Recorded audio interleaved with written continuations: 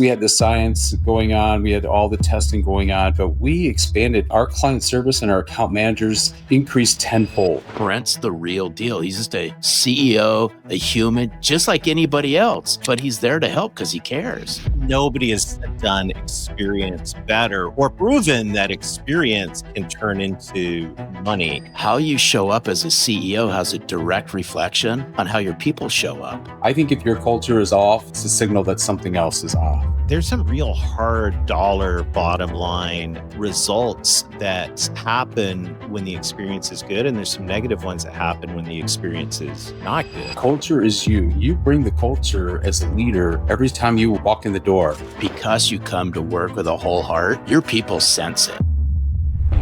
Welcome to the Culture from the Heart podcast on the From the Heart Business Network. In a business world where employees and customers crave authenticity and trust, hosts Larry Levine and Darrell are on a mission to find and showcase heart-centered executives and the companies they lead. You are about to hear an inspiring conversation with a visionary leader that's bringing heart into the workplace, empowering employees, serving their clients, and uplifting communities, all to create true success. This is Culture from the Heart. The movement starts here. Let's begin. Welcome to Culture from the Heart. I'm your co-host, Darrell, here today with Larry Levine, and we're joined in the studio by Brent Pohlman. He's the CEO of Midwest Labs, a trusted name in the analytical lab testing industry, and also the author of the fantastic book, Leaders Look Within. Brent, welcome to Culture from the Heart. It's great to have you here. Thank you, Darrell and Larry. It's great to be here again. Oh, it's our pleasure. We're in for a treat. I know we're in for a treat with Brent, Darrell. We certainly are.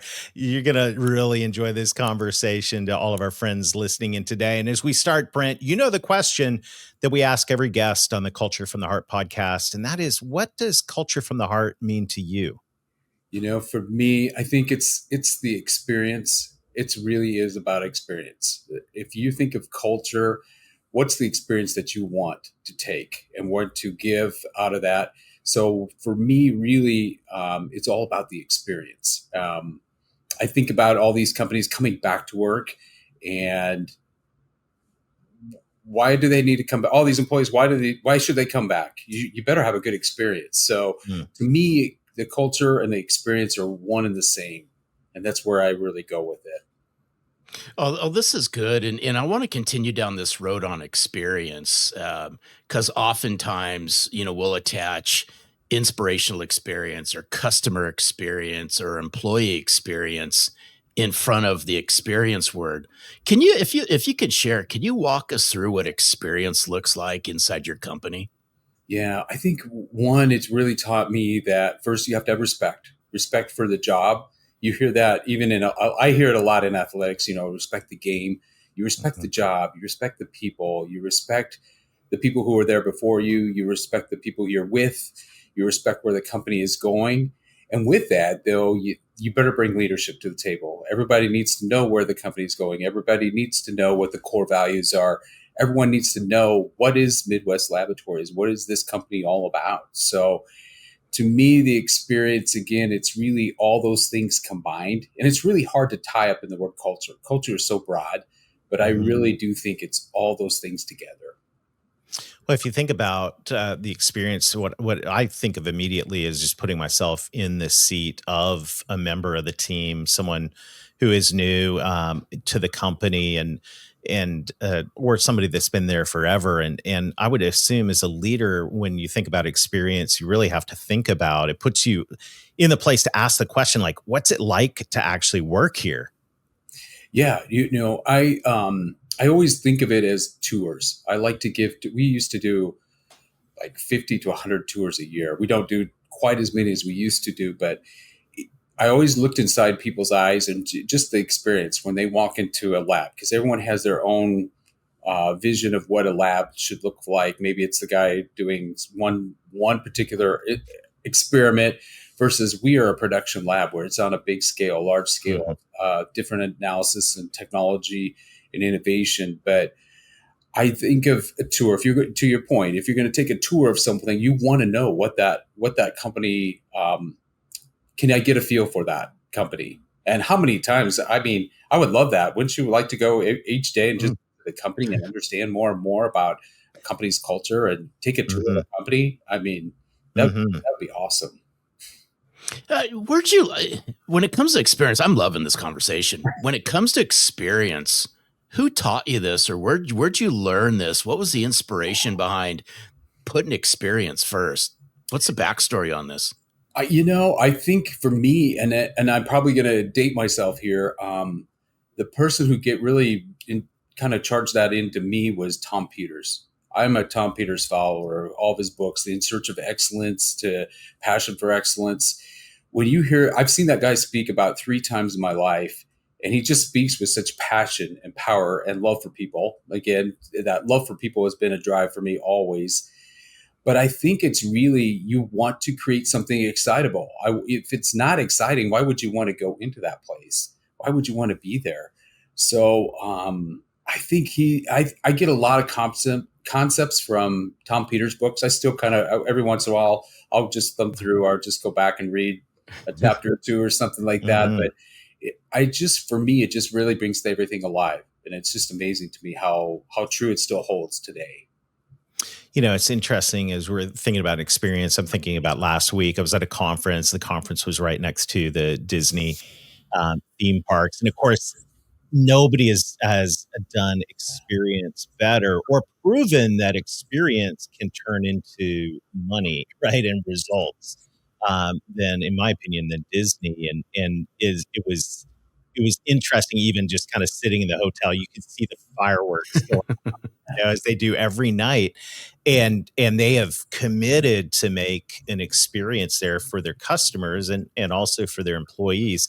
I think what's cool about this conversation is when we think about culture, we think about experience, I think sometimes there's a tendency to go, that's just kind of soft, fuzzy stuff. But when you think about experience from the perspective of what you see at Disney and what we're talking about here, even at your company, there's some real hard dollar bottom line results that happen when the experience is good. And there's some negative ones that happen when the experience is not good, right? Oh, absolutely. Absolutely. I think of it starts when people call in. We do not have there's no number system or anything like that. You get a live voice every single time. I'll never change that. I want a live voice. I think too, when this took this up a level and the way we grew so fast, and I think this would be a lesson for a lot of leaders. Yes, we had the science going on, we had all the testing going on, but we expanded our client service and our account managers increased tenfold because we wanted to be closer to those clients and we wanted to be closer to the people coming in. Every person that comes in the door is greeted. The people get out of their chair. They walk over. They say, how can we help you? Do you need any help with your paperwork, submitting the sample? Even on the phone, what's the sample for? We have down to all the basic questions. We have to ask those questions every single time. So we make sure we capture the minimum requirements and then what's on their mind. Why are they doing it? What's the reason? Why? We're working on that. I say we always work on the why. Sometimes we don't know why somebody's bringing a sample in. And when we don't understand why, it makes it a little bit harder. So I think you could do a lot of upfront things or plans to do those type of things. And you brought up Disney. I actually did take a class at Disney once, and I had no idea. Wherever you stand, I didn't know you could see a trash can from wherever you stand. Or I didn't know that piping smells. I mean, they pipe in the city, that smell of popcorn. That experience is really, they've taken it to another level, but those are important things. You think about that. You can apply some of those pieces to your own business and you can really, again, capture a good experience. The more you do that upfront planning. You know what, just really quick, you know what I equate this to? How you make somebody feel, Darrell. Yeah, absolutely. There's the underlying theme here is how do you make somebody feel? Well, absolutely. And before we continue, we're going to take a quick break to hear from our sponsors. And when we come back, let's dive deeper into that. So we'll see you here in just a minute. At Culture from the Heart, we believe that leadership starts with putting people first. That's why we've partnered with Learn It, a trusted name in live learning for over 30 years, to bring you an exciting opportunity. 45 days of free, unlimited training for your team for groups of 5 or more. This isn't just another training program. It's a chance to build a learning culture where your people feel seen, supported, and empowered. Did you know that 94% of employees are more likely to stay with companies that invest in their development? With Learn It, you're doing more than offering training. You're showing your team they're at the heart of everything you do. Learn It's live, expert-led courses cover essential skills like communication, emotional intelligence, and collaboration. Tools that drive not just retention, but true growth and connection. Ready to take the next step? Visit learnit.com/culture to claim your 45 days of free training and start creating a culture where your people and your business can thrive. That's learnit.com/culture.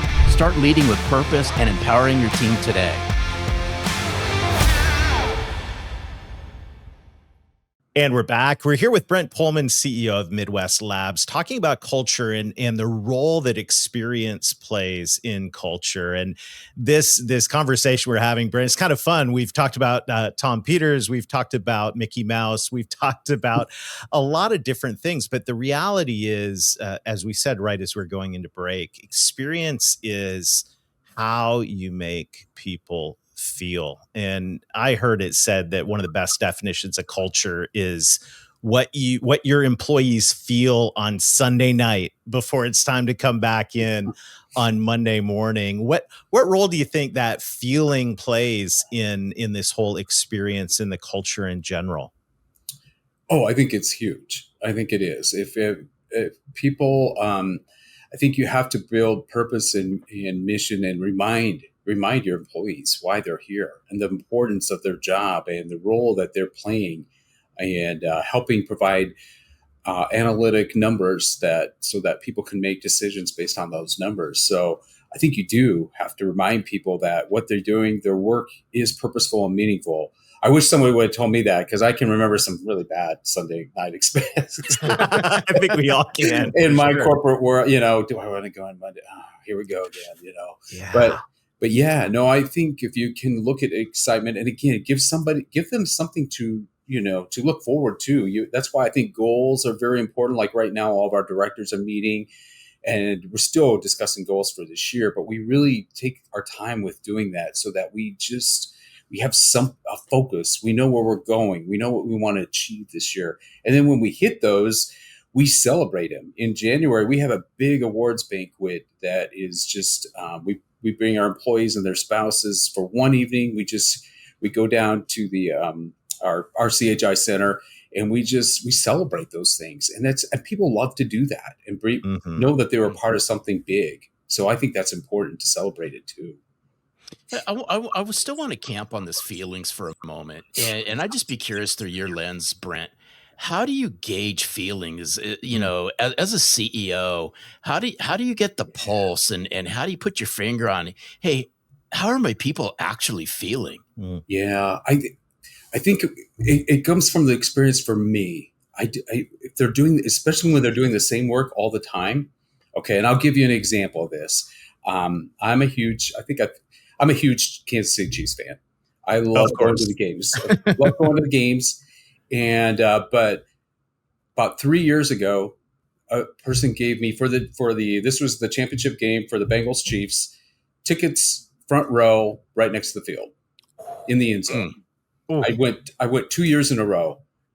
That is the experience you want. I told somebody I will never sit in another seat ever again. I don't care what the price of that ticket is. That is the best experience, because you are there. You're with the players. Yeah. You can see the play. You know that you have 2 seconds to throw it. You see the game in such a different way. So it's a reminder to me, when I see the people, I really ask them, hey, how's that test going? Where are these samples from? I take an interest in what they're doing. And I'm not analyzing what the work, I'm just taking it. Mm-hmm. I'm looking at it so differently from what they're checking their methods. They're checking their steps. Did I do this step? Did I do this step? But I'm looking from the big picture too. I'm trying to bring that in as what you're doing for this client. Wow, they rely on your test so much. They're relying on you to do so much, not to put pressure on them, but just to more the importance of everything. So I try to bring a different picture of that experience, of what they're doing. And I think if you can bring that in, that just really helps. So I try not to be predictable. I guess that's one of the things I really work on. I don't want to be predictable. I don't want everyone to know that I go here or I do this every time. I don't want to be a commodity. Nobody wants to be. When I say the word commodity, I would think most of us just go, oh yeah, I don't want to do that. I don't want to be like that. It's the same as everybody else. I want to be different. I want to do something a little more purposeful and meaningful. Yeah. It's interesting because if you think about your industry and really every industry, there's a technical level of what you do that could be done by many, many other people. Right. And I think this is true for everybody listening in. And there's something about defining culture with this word experience that brings it to the level of going a little bit further or a little deeper, maybe would be the right way to say this. That I love, so now when people come in, you don't just care about the technical details of the sample and checking the boxes. You want to know them and what, why. And where I'm going with this is it seems like what I see happening here is your focus on employee experience is now starting to permeate into the experience you provide your customers. Yeah. I had it in a meeting today. Like our account managers are meeting with one of our biggest clients. And they said, the door's open. They say, hey, come in here. We want you to meet these guys from this company. And, to me, that means the culture's alive, that even the people underneath you want you to come in. I remember being at some companies, I didn't want to see the CEO. The CEO came in near me. That means I was in trouble or something. I want to be that person, like they want to introduce their client, or they want to get in, they want me or whether them. And I'm glad they're talking to they're the biggest client. Now that would have frightened 10 years ago. I said, how come I wasn't in that meeting? So it's completely changed and there's a level of trust there. Trust again is, if you can get trust into a culture, I mean, you're going to go really further and faster, I think too. So I thought that was cool today. Again, things like that just really help show me that everyone has a comfortability around each other, that they can bring the CEO to the club. There was an issue. I don't know. I didn't follow up with them, but that's okay. They just wanted everybody to know who this person was and that they were from out of town, and that, let's meet everybody here who's here. Welcome. I love it. Hey, you know what I like about this is just listening to this. It's just that CEO's a real person. I have, right? I mean, it's funny. No, it's true. I mean, it's funny, but it's true. It's like, how many times do people go, who is your CEO?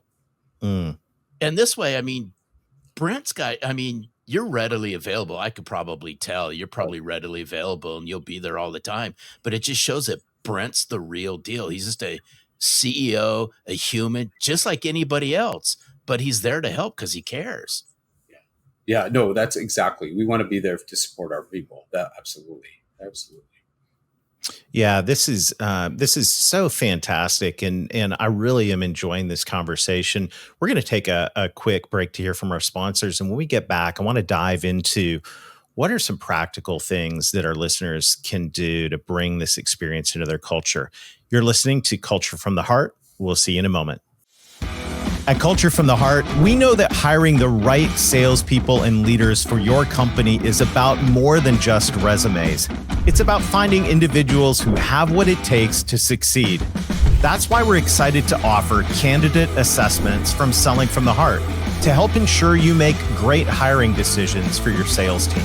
Based on data from surveys of over 2.2 million sales professionals and sales leaders, these assessments benchmark your candidates against the core skills of top-performing salespeople and leaders. You'll gain unparalleled insight into their potential, uncovering whether they have the mindset, abilities, and behaviors needed to thrive in your organization. It's not just about filling a role. It's about ensuring that every sales hire aligns with your culture and contributes to your success. Don't leave your next hire to chance. Visit sellingfromtheheart.net/hiring and discover how candidate assessments can help you build a winning team. Make your next hire with confidence because your business deserves the best.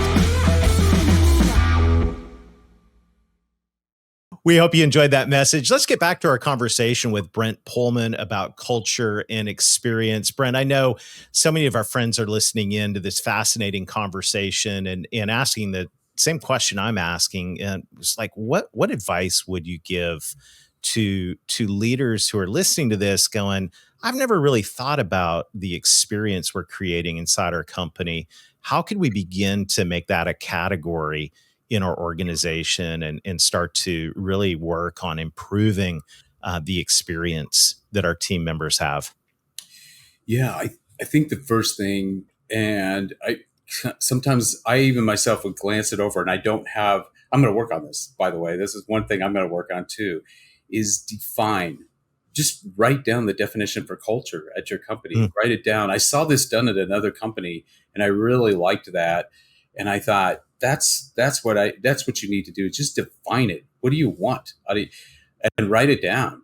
And sometimes we go to the core values, the mission, the vision, but what's culture? What does it look like? How do we want to define it? And what does that say? So that everyone again gets aligned, because sometimes we can take it for granted. So that's one area that I'm definitely going to work on myself as far as that. The other one I would just say is culture is you. You bring the culture as a leader every time you walk in the door. If you bring the negativity or the uncertainty, your people are going to see it, and it'll go fast. If I say something, I'm amazed. It'll be an hour later, and somebody in one of our 12 buildings have already heard it. So that's how powerful the communication around here travels. If somebody feels off or somebody sees something, they're definitely, communication is strong. And in a strong culture, I mean, it's a good reminder that what do you want people to say about you, and what really truly is the emphasis of what you are all about. But it really starts with you, the person. You've got to bring the culture, I think, as part of it.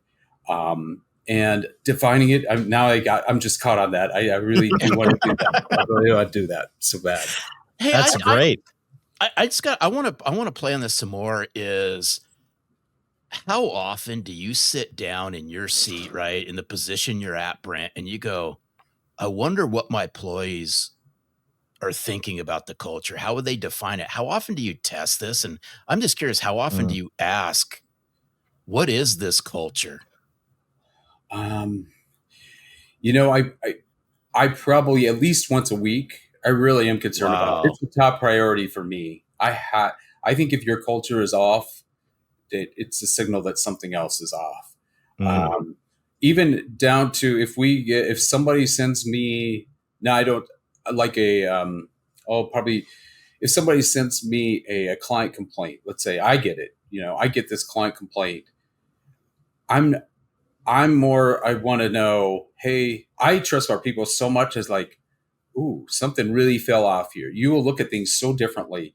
In the past, I would have said, okay, what did we do wrong here? I would have focused on the wrong. But now again, with a culture, when you get a client complaint, okay, let's see what happened here. Let's really understand what the reason was that, because, and I'm not saying that we can't make mistakes, but I'm saying you just look at things at such a different level, and it's so powerful. And when people know that they're supported, and you're really wanting to understand more, and they'll even share more too. They're like, oh wow, I didn't see that coming. In this case, they're like, I had no idea. I know they didn't like my answer, but I had no idea that was the response that I was giving. So I think we can all learn, but it's really acting as a team. And I say that team, some people use the word family, either one, but I really is a team where you have each other's back. And when you have each other's back in a culture, it just really is strong. And I've just seen the power of that. And you ask a good point, about how do you ask. I remember during COVID when we were all wearing masks, that was hard. I couldn't read our employees. I could only see their eyes. It was really hard for me to understand or gauge, is the culture working or not? So you pretty much had to just, every now and then you make eye contact, but Mhm. I couldn't see their face. So I had no idea. That was hard for me. That was probably some of the hardest years was when we were all wearing masks because I didn't know. People could hide it pretty well. Mhm. I love it. It was such a powerful conversation. I know part of this is a leader as well. We're actually really privileged because we've got a CEO and we also have an author here with us today. And I'm holding this up for our friends looking in on YouTube. Leaders Look Within, Own Your Heart and Live a Life of Gratitude. So as we wrap this show up, I'm curious, you talk in this book about the inner work. This is a fantastic book, by the way. We'll put a link in the show notes. But what component, what role does the inner work that you do as a CEO on your own heart have to do with the culture of the organization? Well, I think when you begin each day with gratitude, you just your mindset really goes there first, and you are thankful and grateful for where you are today, and you want something better to build on. I think that's a good place to start every single day. So I try to start every day with gratitude and prayer, and then build on that. And I think that helps really set my mind in a good place. And I know if I don't do that, then I'm kind of challenging myself, or I'm working towards it throughout the day. But I think that's a great place to start. Hmm. And I think what happens is the way you start your morning and how you lead with gratitude and all that. And I like it because I think I get a virtual front row seat into Brent because we're connected on LinkedIn and I see a part of Brent's morning routine. I applaud you for it. But I think what happens is because you come to work with a whole heart, your people sense it. I know they have to sense they're getting the real Brent Pohlman. They do. The other one, and we brought up a good point about the mask, but think about it when you're virtually, and you guys did it virtually. If we didn't show our faces today, just like some people do on Teams or different, when you can't see somebody's face, how genuine can they really be? So I try, even if I'm in the background, I try to always show my face. I'm probably one of those weird ones now, but a lot of people do not want to show their face, and how it may. Just think about how the conversation, if they can't read cues or they can't see anything, that's really hard. It's super hard. So I really like that. I think as a leader, you should, if you're going to say something on a call, you should show your face instead of behind it. Well, and that comes back to this gratitude and the way you start your day, the way you show up. I mean, obviously, as a CEO, there are plenty of things that might feel the opposite of gratitude in any given day to worry about or be concerned about. There's always going to be problems, but by setting the standard or setting your heart aligned with gratitude at the beginning of the day, I can see how you, as a pace setter inside the company, as the attitude setter, as the feeling setter, if you will, in this experience, are able to walk in with a level of positivity and it's setting the temperature, the feeling of the company. Has a lot to do with the work you do up front in the morning, and I really applaud you for that. Well, thank you. Yeah, it's very nice of you to say that. Mm-hmm. Yeah, what a great conversation today, Brent. As on behalf of everyone that's just been listening in, first of all, I want to encourage everybody, go grab a copy of Leaders Look Within. You're going to really appreciate this book. Brent, your insights today and your heart around this have been truly inspirational. So thank you so much for sharing your time with us today. Thank you, Darrell. Thank you, Larry. That's our pleasure. Great. I love talking to you guys. Yeah. Well, we'll have to do it again soon. Have a super day, Brent. Thanks. Always a pleasure talking to our friend Brent Pohlman. And I love this concept of experience being critical aspect of culture, and just even the feeling and the responsibility of the leader to set the stage. And that goes back to how you begin your day. All of it I can see coming together in such a beautiful way here. Yeah, and I really love, because this experience thing ties into how you show up. How you show up as a CEO has a direct reflection on how your people show up. No question. And so these are the types of topics that I think are going to come into our conversations more and more at Culture from the Heart. I want to say thank you for joining us this week. Thank you to everybody who is sharing this with your friends who are leaders, sharing it with the leader of your company. And together we are working to bring you ideas and insights that are going to help you be better leaders. And this is such a fun journey, Larry. No, it's our commitment because together, I mean, we're all in this together. But the small little changes and the small little things that CEOs do creates a massive ripple effect across their whole organization. No question about that. Well, we'll see you next time. We're going to continue to bring you very interesting, insightful, and inspirational guests at Culture from the Heart. We believe that culture is the heartbeat of every organization. And as Brent has reminded us, it's all about the experience you create. Thank you for joining us today. Until next time, lead with your heart and watch your culture thrive. Thank you for joining us on this journey to discover heart-centered leaders shaping extraordinary company cultures. To access a leader guide with notes from this week's episode, simply click the link in the show notes or visit us at www.culturefromtheheart.com. Do you know a CEO who's built a culture from the heart? We'd love to hear their story. Head over to www.culturefromtheheart.com and click the Nominate Your CEO button. Until next time, remember, great cultures start with the heart.